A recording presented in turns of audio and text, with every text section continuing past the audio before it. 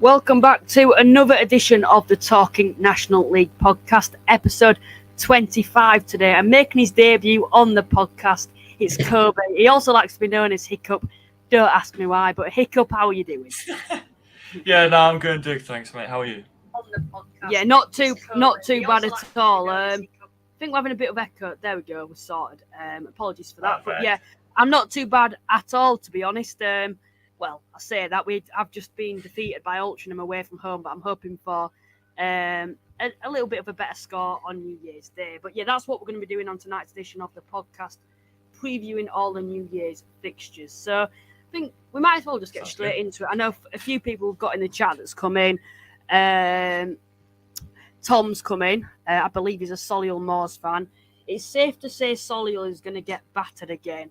Come on, have a bit of hope. You're at home to Wrexham. You're not away. It's a different story at home. Zach, who's a Bromley fan, has come on and said, "Evening, everyone." Welcome, Zach, Bromley fan there. Evening, Ian Zach. Birchnell is a Notts County fan. He's come on and said, "It's very slow." Let's add that in there. I hope not, Tom. Need Moors to help us out, Notts. Evening, Ian. Welcome to the stream too. So, yeah, we might as well just get straight into it. So, there's a derby, isn't there, in non-league, and it's often seen as the biggest derby in non-league. Would you agree with that? And of course, it is Aldershot versus Woking, or Woking v Aldershot. I couldn't agree more. I mean, if there was any doubt, Boxing Day's fixture just clarifies everything that went on in that match. Put the game aside, everything that happened in that match, I think just magnifies how big of a derby it actually was. I mean, just look. What other fixtures you see where people are throwing bricks and fireworks at the opposition fans? I don't know. It's a big game, isn't it? And I think that it's a lot of tension. I think especially for Aldershot at the moment, we're seeing quite, I'd say, poor crowds for their standards. You'd probably agree with, because obviously we've seen Aldershot in the past get such big crowds, but it always seems like with Woking, when they play Woking, the crowds do return, don't they? And there's always a big crowd there for both sides. I know the away game, you sold over 1,000 tickets, which is more than 3/4 of your average attendance. It's unbelievable. I mean, sad as it is, our club's really not in a good place right now, and Woking does generally seem to be our cup final, as sad as it is to say. And the attendance, we normally average about 1,500, 1,600 at home. We had 4,600 in total, including 1,041 Woking fans, which, by the way, is one of their biggest turnouts away. Now that they're actually doing good, they normally only ever bring about 600 fans, and we sell out theirs for double that. So I know Ali's that Woking actually have away fans. Ali's a Woking supporter, and he's come in the chat and he's put, "Evening all. Cheers, Hiccup, for the 3 points. Looking forward to the home game. No drums allowed, mate. No drums allowed. I know Woking do like to take the mick out of that, but yeah, it's a big game, and I think we should more or less start with that game then. So we're doing it this way tonight to everyone that is watching. Obviously, we usually do sofa scores, but at the moment we can't because of the current laptop I'm using. Woking then at home to Aldershot. Like we've said in the reverse fixture, Woking won 2-1 away from home. Do you see any difference in this fixture where Aldershot? I 100% back the boys that we can go out and get a result. Woking have a miserable record at the King Pool Stadium against us last season, and Jolie scoring in the last minute to win it for us. I sadly wasn't there because I was at home with COVID, but just a replay of that would be absolutely beautiful. And after watching that game, the only thing that separated us was 2 penalties and an own goal. Both sides didn't play well whatsoever, so it just shows that they really are there for the taking.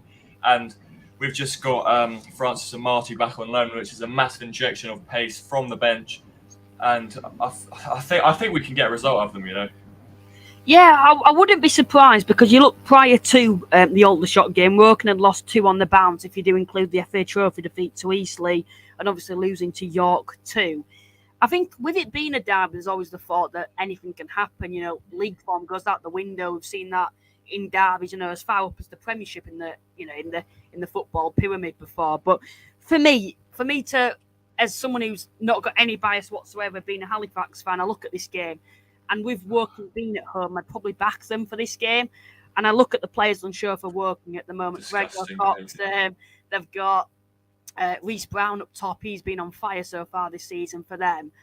I think Woking will just have enough. And I'm going to let's go for a 2-1 Woking win, in my opinion, replicating the previous score between the two sides. But I think you can't, and something that I'll agree with, I do look at Aldershot and I think it's a side that has underperformed so far this season. Obviously, Aldershot, there's been a few issues off the field before, but I look at Amaluz, I think that's how you pronounce it.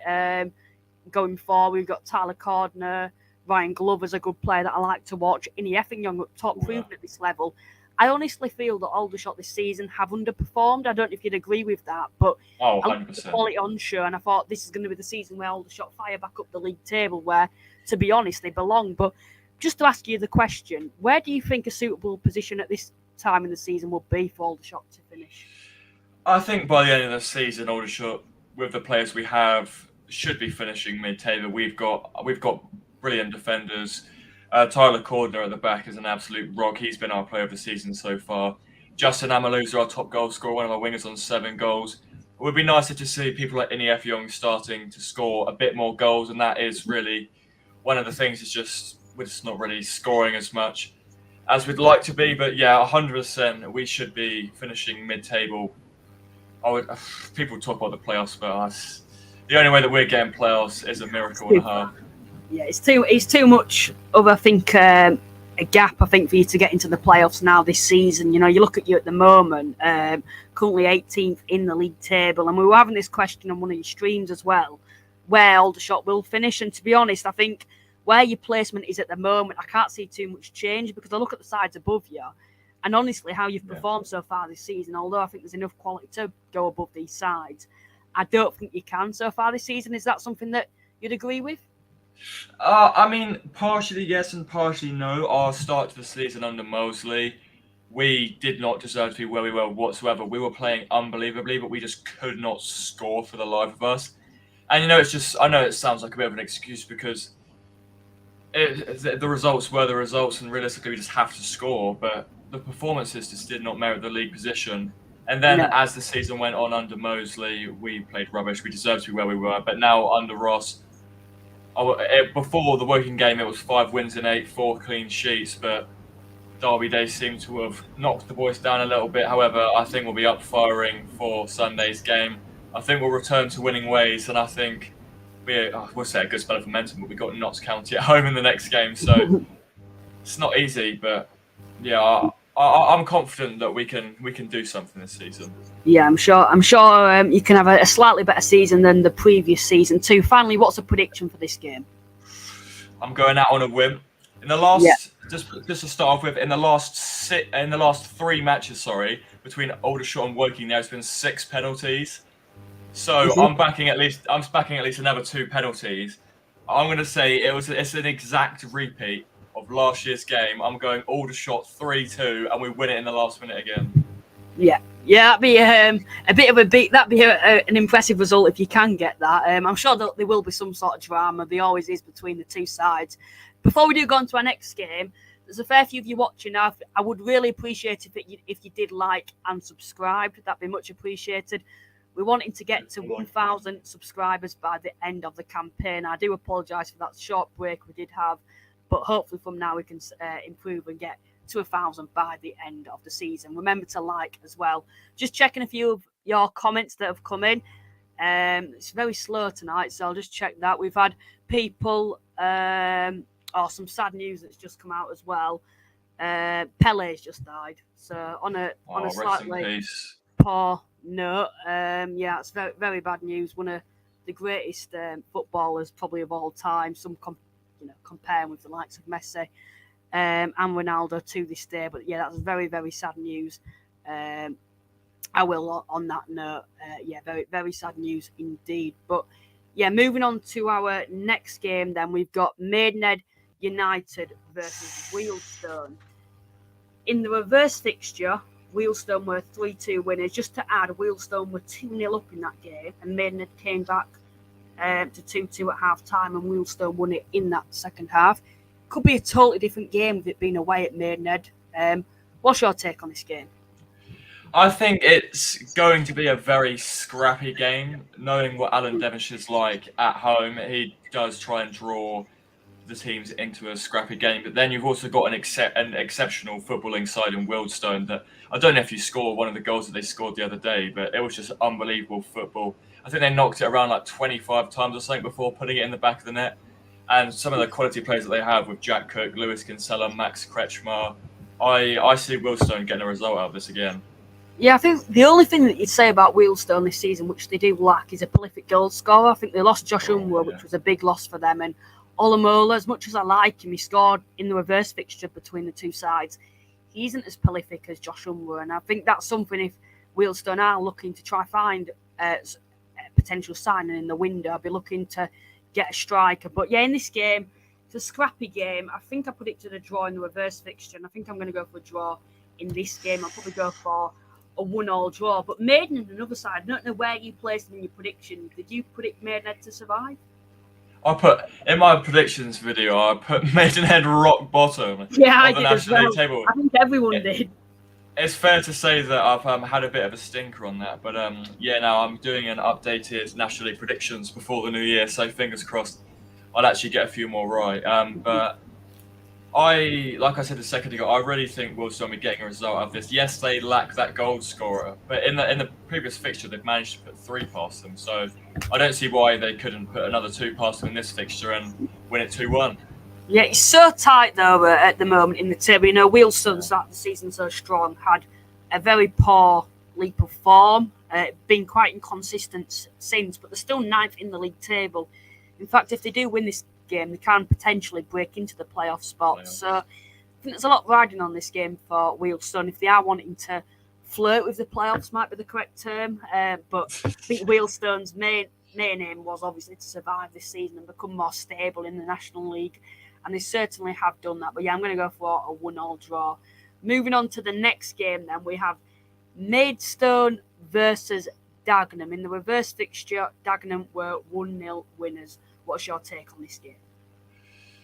I mean, two sides that realistically underperforming this season. Dagenham was supposed to be pushing for the playoffs after just narrowly missing out last season, and Maidstone, a newly promoted team that are really struggling in this division. So I think this will edge Dagenham's way, seeing as Maidstone are on poor form of recent times. They really seem to be struggling.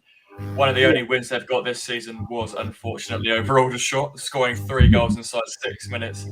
Left us with too much of a mountain to climb. But Maidstone just really are lacking something at the minute. And I think Dagenham will take all 3 points here. I think Maidstone, they lack quality in the final third, and defensively they're very poor too. And when you're coming up to the National League, you often see this with a lot of sides. The National League South, you're fine, you can get back promoted to the National League, but they haven't adjusted. You know, you look at Dorking, how they've adjusted to the National League. They came up through the playoffs last season, and I don't think Maidstone have done that, and that's something potentially they want to look at. They want to look at how other sides have survived the National League when they've got promoted, but I just don't think there's enough quality in there. There's no one prolific for them. Yeah. They're poor defensively, and for me, that's not enough to survive, in my opinion. And yeah, I think Dagenham, like you've said, I think I'd be backing Dagenham in this game. But Dagenham, on the other hand, I think there was another side that underperformed this season. You know, you only have to look at massively Junior Moraes, Paul McCallum. I think a lot of people were thinking, is this going to be the season where Dagenham finally break into the playoff spots and secure a playoff spot? But unfortunately, they haven't this season. And yes, there's still a possibility of them breaking into them. You know, if they do beat Maidstone, they can go into the playoffs. But the problem with Dagenham is the fact that they're not consistent, and it feels like it's a team full of individuals. I look at certain games, Notts County being another game, they lost that 5-0. And if you're wanting to compete with the top sides in the division, they're games where you have to be, I don't know, you have to be at least competing with them. Would you agree? Oh, 100%. Dagenham, like you said, are just a team full of individuals that are just massively underperforming. They should realistically be in the playoffs given their last few seasons, but it's a tough one because this league, as much as any league, you have to be consistent, and they just haven't shown that whatsoever. Yeah, Rory Deacon's one of the bright sparks, I think, for Maidstone this season. We've had a Maidstone fan come in the chat, and he said Maidstone either can defend but can't score, or vice versa. Yeah, I think everyone would agree with that. Mark, Mark's coming and said, I'm looking forward to playing you both next season. Up the Sea Dogs. Trying to think who is that? Up the Sea Dogs. I saw that as well, and I was just thinking, Sea Dogs. We'll work that out, Mark. If you might be able to get in the chat before we work that out. But yeah, tell us who you support, please. But yeah, I think the thing with Maidstone is they're not consistent and they're poor defensively and they're poor going forward, and that seems to be their downfall this season. Another game we will look at then. Bromley versus Southend. This is a tough game to call. Two sides in and out of the playoffs this season. Two sides, I'd say, quite inconsistent this season, but who isn't in this league, to be honest, despite the top three? In the reverse fixture, Southend were defeated 1-0 by Bromley at home. I think if you're looking at this on paper, you'd be backing Bromley, but it doesn't always work like that. What would your thoughts and prediction be on this game? Oh, this is going to be an extremely tight game, and that was shown in the last fixture by only being 1-0. Bromley getting that goal, and these are the sort of games where it is normally a 1-0 or end up being a 1-0 draw, because it's both teams defend well and they keep their shapes very nicely, so they're very hard to break down. And yeah, I think this will be another one where it just takes that one moment of quality that will win the game, and it'll be a 1-0 either way. Yeah. Oh, so you are going for a winner, because from my perspective, I can't split the sides. I'm probably going to go. I think it'll be low score, and it often is between the two sides. So I'll probably go for a 0-0 draw, to be honest. But yeah, you think there will be a winner in this game? Yeah, I think Southend, they've not been getting the results as of late, and they will be looking to turn that around. And I reckon they'll have enough to overturn Bromley, and I reckon they'll win it 1-0. Yeah, I'm going to go for a 0-0 draw, in my opinion. But yeah, yeah, I know. But Southend, a side that have been quite, I think, unfortunate with injuries this season. Jake Hyde, Harry Cardwell, they've needed that target man this season, and they haven't had that. And you look at Callum Powell. I don't think Dan Mooney set the world alight like I think we were expecting him to, and he hasn't this season so far. So it has been, I think, difficult, but I'm very, very, I think, surprised of how well Southend have done, considering they've had the issues off the field too, and that they've dealt with those. They're still high flying in the playoffs. Yes, had that odd defeat, which is a bit of a shock. I think Gateshead was one of them where they were defeated and no one really expected them. And then they lost to us. Yeah, and then they lost to Aldershot too. They do have the odd, I think, spell where they get defeated by a side that I wouldn't say you shouldn't get defeated by, but a side that you wouldn't expect them to get defeated by. But this game, yeah, I'm going to go for a 0-0 draw. But Bromley, on the other hand, I think they've got enough quality out there to definitely be in and around the playoffs come the end of the season. The next game, then, before we do that, I'll just have a look at the comments. I'll do it on my phone because it's probably easier than that. We've had quicker. Yeah, Josh Lafferty's coming. What is your take on the Andy Cannon signing for Wrexham? Yeah, what is your take then on that? It's just unbelievable, to be honest. The fact that Wrexham have such good pull power that they can pull a player from such a good team down into the National League. I saw that and I just wasn't sure if it was actually true, to be fair, because you just go from playing for Hull and then now you're playing in the National League, and it is a marquee. I mean, if Wrexham signings weren't marquee enough, that really is just a marquee signing to say we mean business. And although I still back Notts County to win the league, Wrexham surely have to take this from the playoffs, right? Yes. If you are going to make a signing, in this window, I won't class it as a window because, of course, Wrexham don't have to follow those rules anymore, which obviously they previously have, where they've had to stick to EFL rules where they can only bring in players in the January transfer window. But if you were to bring in a midfielder of high quality at this division, you're not going to find a better one than him. Come from Hull City's new setup.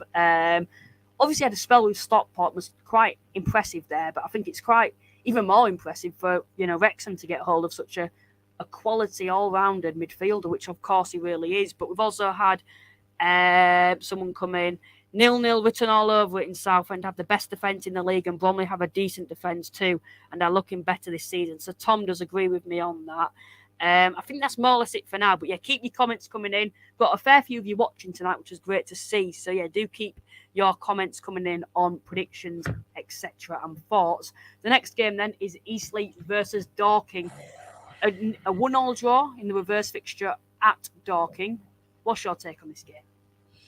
I think it's just going to be another extremely tight game. Dorking's such an attacking side. I don't know if anyone in chat or you personally have been watching the Bunch of Amateurs documentary, I think we all have. But it's just so interesting to see behind the scenes just what it's really like, because they don't hide anything. They show the tactics, they show the dressing room, and just watching something like that, you know that Mark's going to get his players up and firing for a fixture like this. When Eastleigh are doing so well themselves, it's more of a statement victory if they can pull this off. Got a draw in the previous one, and although Eastleigh are a very good home side, something's just telling me that the away side are going to nick something from this. Yeah, I wouldn't be surprised. It'd be a very Dorking thing to do, I think we'd say, because there's a sort of side they could lose the bottom of the league Scunthorpe, but they could go and defeat Notts County at the top of the league like they have done this season. They're very, very unpredictable, and I think if you see the Bunch of Amateurs documentary, for anyone that is watching that hasn't seen that, I can't highly rate it enough. It's one of the best documentaries out there, in my opinion. It gives you the real view of what non-league football really is about. But you look at Mark White and how he coaches the team, it wouldn't, Dorking, they never give up. They have that never say die attitude. I think of when they came to Halifax, they lost 3-1. The first 20 minutes, they were all over us, and we managed to get the goal, and we went 3-0 up, and they still were at us throughout the game and managed to pull a goal back. And they do have that never say die attitude, so you can never write the Wanderers off. I think that's a quote that Mark White likes to use a lot. But how highly would you rate Mark White as a manager? Oh, unbelievable. I would love him to be at my club, and that just such a sentiment. He just seems like such a nice and genuine guy that really cares not only about his own fans but other fans as well. You see so many kind gestures that he does, where when Aldershot played Dorking, he left like £300 behind the bar. And I know that he's done that for other teams as well. And when you go to a place like Dorking, it's such a classy place. You don't have any trouble, even though, well, I wouldn't really say it was a derby when we went there, but we were two local teams and we took a lot of away fans, but there was just no problems at all because it was such a nice thing. And when you've got such a nice person as the owner, it really does filter down. And yeah, I've got respect for Dorking. It's a proper family environment, I would say, with Dorking. Yeah. You go there, and you often don't see that with a lot of clubs. But Notts County, you go there, Mark White puts £300 behind the bar. You don't get many managers out there that will do that, and opposition managers I may just add as well. But based off form, I probably would be backing Eastleigh on this game. I think if you're looking at Eastleigh, you've got a point away from home against Dorking. You'd be expecting to win at home. And of course, if Eastleigh are wanting to get into the playoffs by the end of the season, which they keep threatening to do, because some of the results they've got against Woking, they've got a good result against Boreham Wood, a good point against Dorking in the reverse fixture. I honestly don't see why Eastleigh can't break into the playoffs this season. They just need to get their away form slightly better, which hopefully they can do. But Eastleigh, being at home, have one of the best home records in the division. In fact, they have the fourth best home record in the division, and the three clubs above them is obviously Wrexham, Notts County and Chesterfield, who are the top three in the league anyway. I'll be backing Eastleigh in this game, and I think I'll go for a 2-0 Eastleigh win. What would your prediction be on this game? They say a lot of times to go with your gut, and I know the stats don't show it. There's just something telling me that Dorking are just, I wouldn't say pull off a masterclass, because it's not like they're going to go and bash them 5-0. But I just have a feeling that Dorking are going to come into this game firing. As we were previously speaking about Mark White, he's going to get his players up for this, because a win like this would be a statement to the rest of the league saying we can go to the fourth best home performing team in the league and we can get a result out of them. So I'm backing the Dorking boys to get a win in this one. And I'm saying 2-1 Dorking. Yeah, it'd be, like I said, it'd be a very Dorking thing to do. Lucas has come in and said you done Maidenhead v Wealdstone. Yeah, we've previously done that. So if you do want to rewind it, you can do that, of course. The next game we'll have a look at then. Let's have a look at Chesterfield v Scunthorpe. And I think this is one for Scunthorpe where they'll be wanting to start the new year on a high and a fresh start, I think, for Scunthorpe, because they certainly need that, because 2022 hasn't been one of the better years for Scunthorpe United. In fact, it's probably been the most unsuccessful year in their history, to be honest. What's your take on this game? Yeah, I think realistically, Chesterfield, for the sake of their own well-being, they kind of have to win this game, because if we're not mistaken, I think Scunthorpe haven't won a league game in the entire of 2022. Away. And, Is that away from home? Yeah. Away from home, they haven't won a game in the whole of 2022. So when you go into a place like Chesterfield, I really just can't see Scunthorpe getting anything out of this game. Yeah, I'd probably agree with you on that, unless they find some New Year miracle. But yeah, I'm going to be back in Chesterfield, to be honest. I think they've got too much quality out there. Jeff King, Tishamandi, yes, in and out of the team. He's still a quality player. Ollie Banks in the midfield. Dobra. There's too much quality there for Chesterfield not to get all 3 points against a Scunthorpe side that, in my opinion, are simply doomed. Actor leaving. Yeah. He's looking likely that he's leaving to join Crewe. Joe Natal leaving to Oldham. He's already scored at Oldham, and that's a relegation rival, which doesn't help them whatsoever. A top striker, which he has been still for Scunthorpe and a struggling Scunthorpe side, to then lose, one of your only hopes to a relegation rival, it's not looking good for Scunthorpe whatsoever. And I think for the first time this season, I'd probably be tipping them to go down. Is that something that you'd agree with? Oh, 100%. I think losing Joe Nuttall to Oldham is just the nail in the coffin. When you, like you've just said, when you lose your marquee goal scorer to a relegation rival, I think if there's a way of summing up of you going down, I think that is just a way to say it. I mean, Oldham looking very dangerous himself, but I'm sure we'll go into that later. But I think, Scunthorpe just seem to be doomed.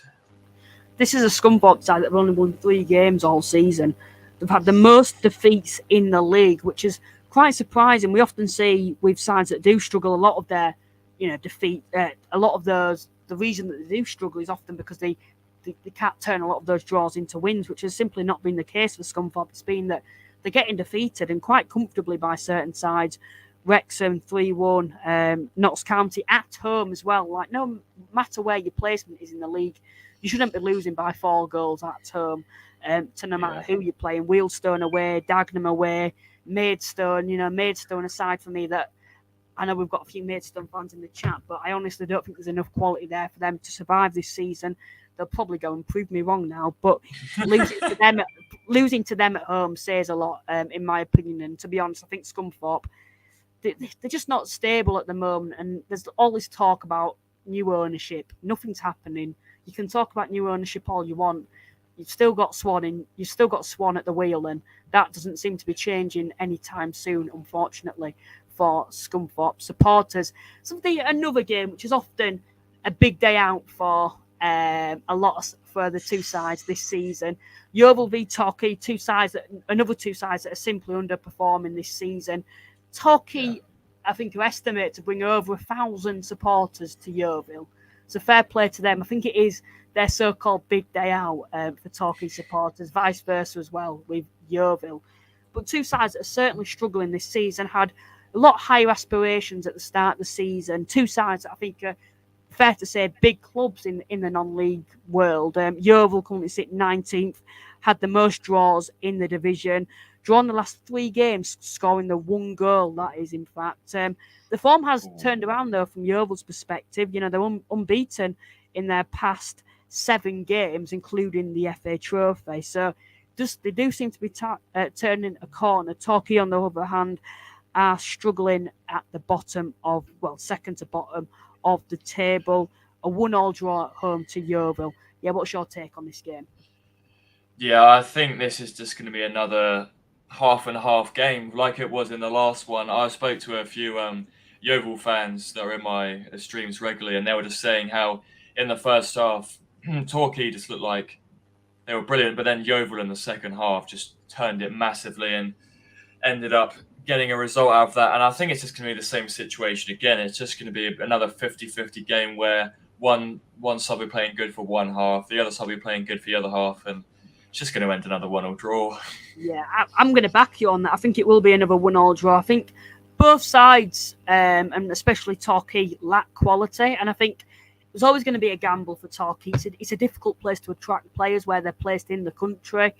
I looked at them losing so much significant players at the start of the season, and the replacements simply haven't been good enough. I think Gary Johnson's took a gamble with the players that he's brought in, and they simply haven't been good enough. I think that's something that we can all agree on. Is they lack quality. It's not that they're underperforming; they simply lack quality.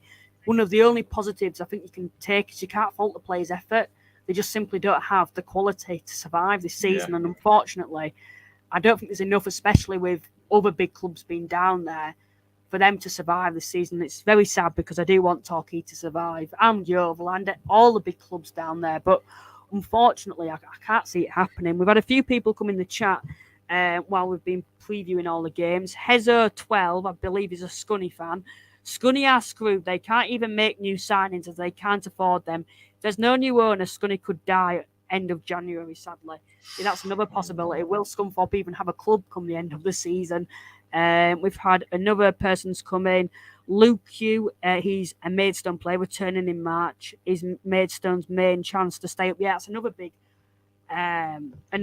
big statement as well, because he's a player in the National League South that was performing highly, good going forward, scored a lot of goals in the division below, and he's been, I believe, injured for the most of the season so far. So when he returns, he could be that little spark which that keeps Maidstone United up this season.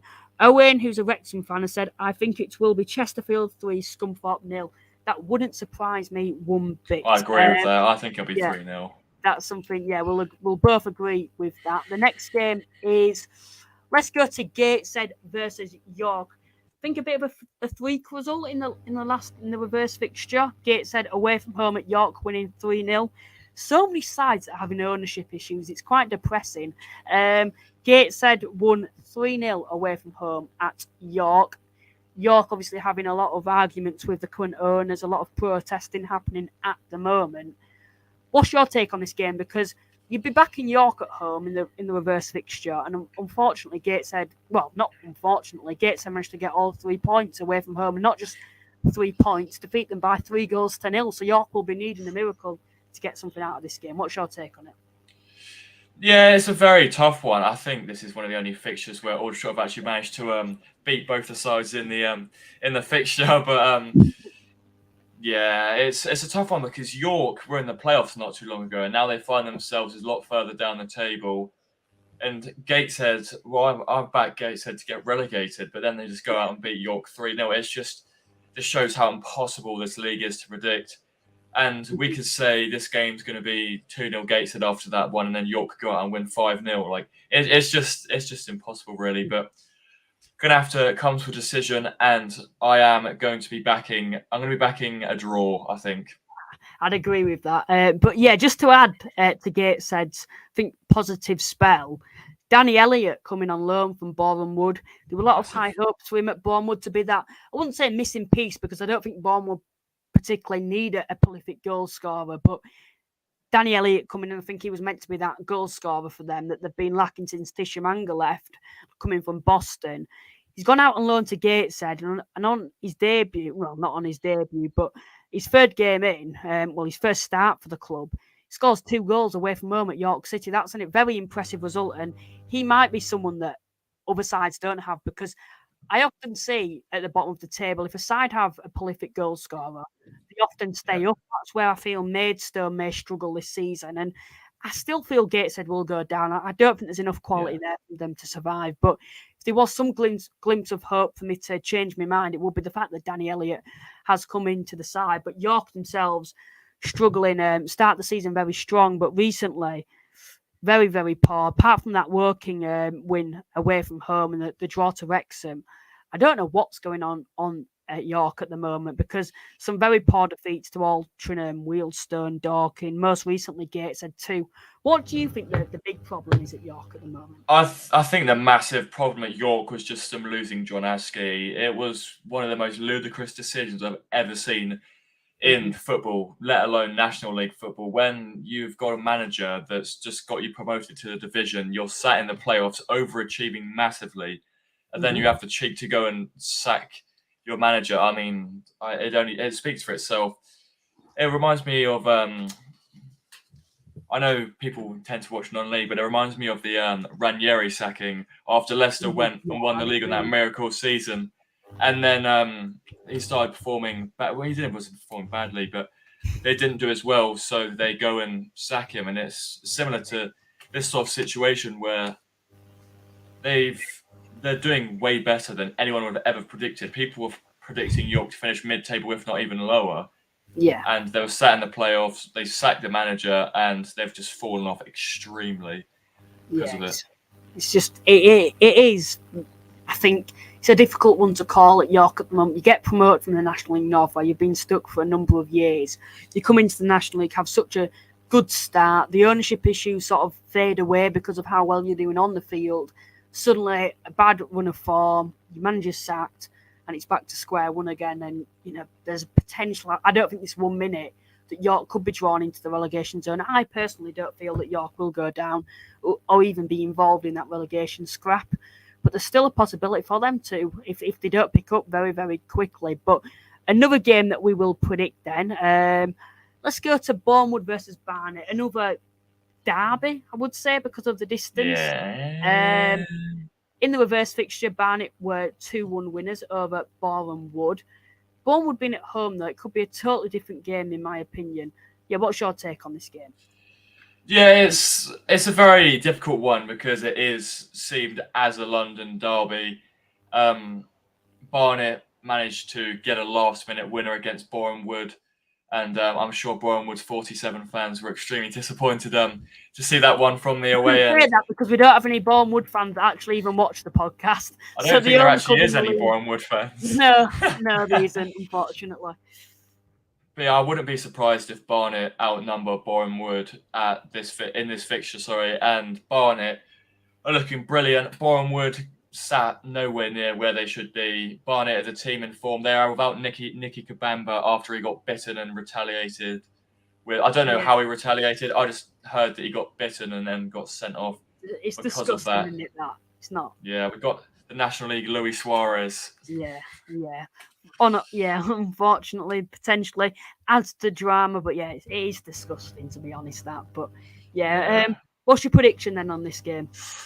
I think it will be a lot closer now that Barnet don't have Nicky Kabamba. One thing that Barnet have been crying for is another striker with Nicky Kabamba. So without Nicky Kabamba, it's going to make the task a whole lot harder. But I just think Barnet are just going to be too good for Boreham Wood, and I reckon Barnet will win 2-1.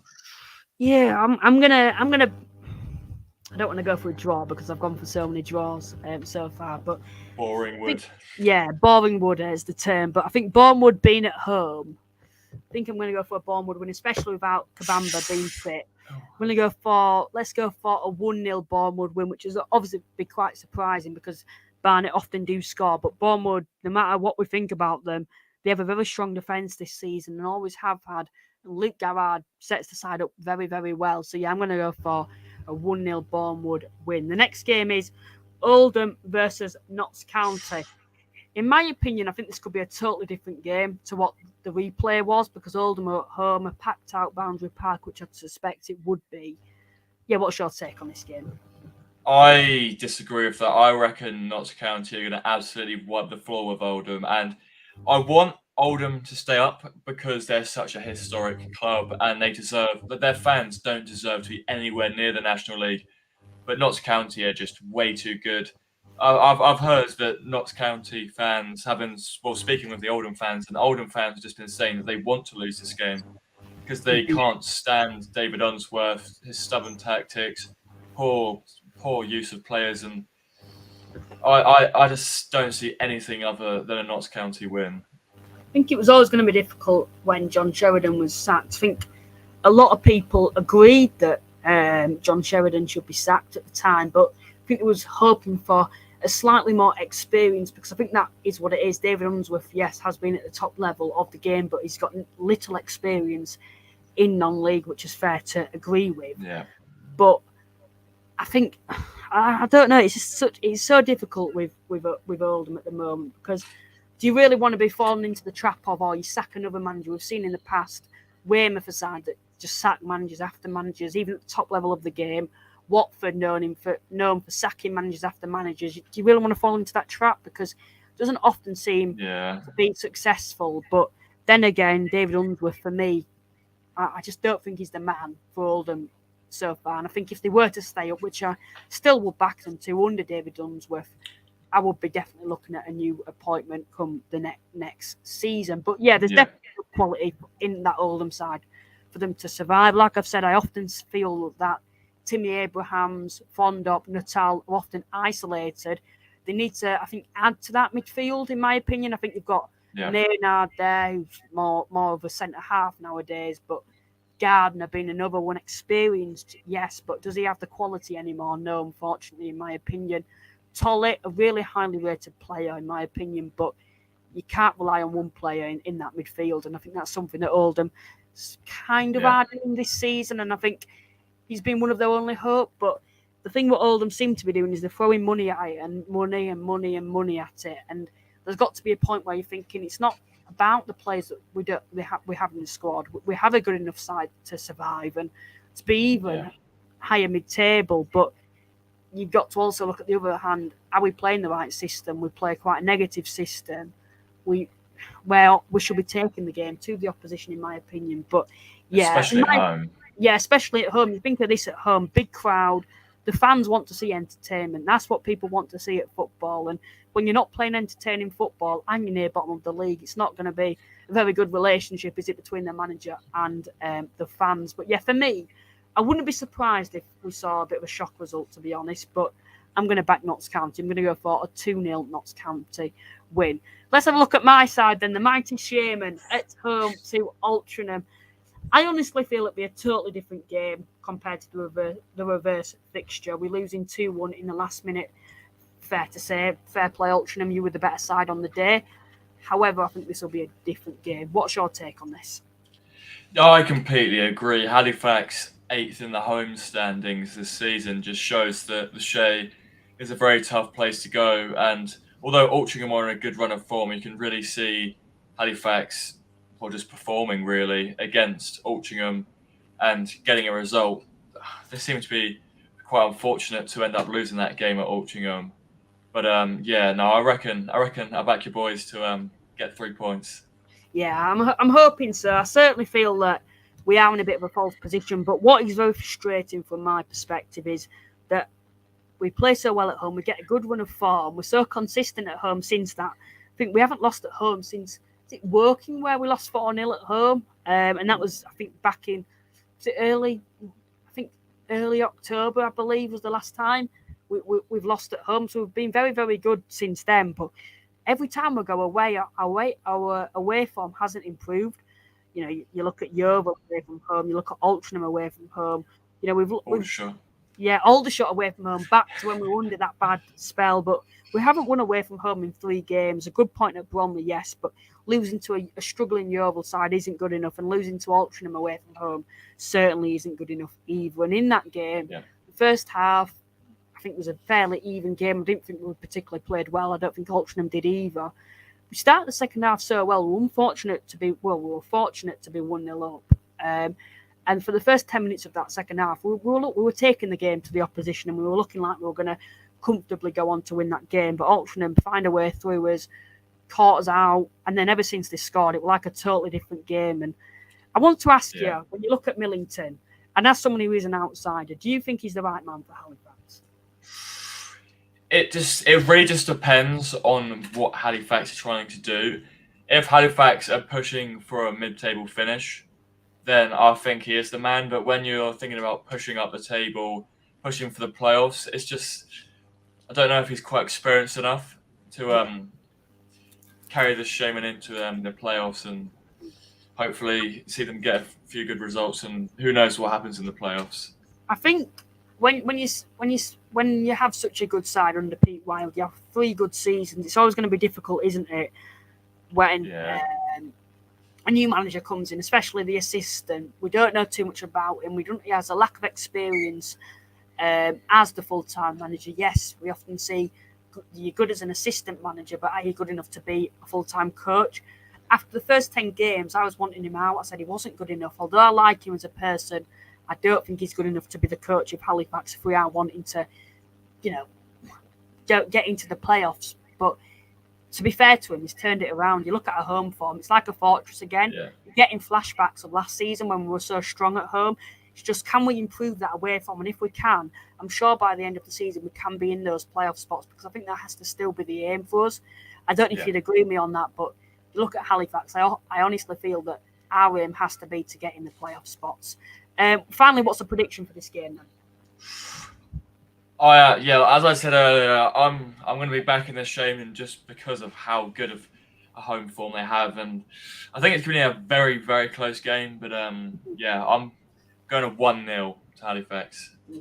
I'm going to go for a 2-0 Halifax win. But just to point out an Altrincham's perspective, they have some quality players in there, and I wouldn't be surprised if they started to fire up the league table even further. I think they had a tough start to the season, Altrincham, but they've steadied the ship under Phil Parkinson now. But Isaac Marriott, I can't highly rate him anymore. He was quality against us and has been this season since he left Bradford Park Avenue. I know we were rumoured to sign him.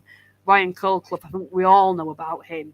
He shouldn't be at Altrincham. He should be in the Football League. And I think there are rumours spurring around Altrincham that he may be leaving. I think Salford are looking at him. But if they can keep hold of him, add a bit more depth in the window, I honestly feel that Altrincham could potentially, and I do say potentially, break into the playoffs this season. I think they are missing a prolific goal scorer. I still feel they are. But if they can find a goal scorer and keep Colclough, I think Altrincham could be higher up the league table come the end of the season. What's the prediction for you then with Altrincham? Do you think that Altrincham are good enough to get into the playoffs, or do you think it is a step too far? Because I honestly feel that they have the quality there, but is it on a consistent basis shown enough? I honestly don't think it isn't. I think a mid-table finish would be a successful season for Altrincham, and I don't see them finishing any higher than that, to be honest. They had a very poor start to the season, because I remember when Aldershot went there, it was off the back of the Halifax win. They were rock bottom of the table, and we gave them their first win of the season.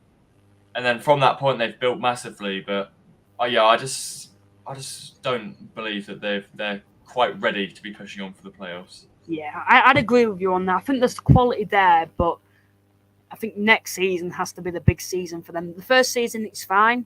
You've gone full time. Your main aim is to survive, which they certainly have done this season now.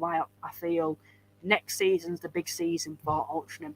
The final game then, it's the big one. Solihull versus Wrexham. We had a Solihull fan come in early say, we're going to get battered by Wrexham. I don't think that's going to be the case at all. I think Wrexham being at home is a totally different story compared to when they go away from home, because we've seen that Wrexham aren't as good away from home. At home, Wrexham are probably the best home side in the division. They haven't dropped points at home all season, but what's your take on this? I think that it'll be a lot closer than a lot of people are saying. Wrexham's away form is shocking. I wouldn't really say shocking. I think that's a bit harsh, but it's nowhere near to the standards that they set at home.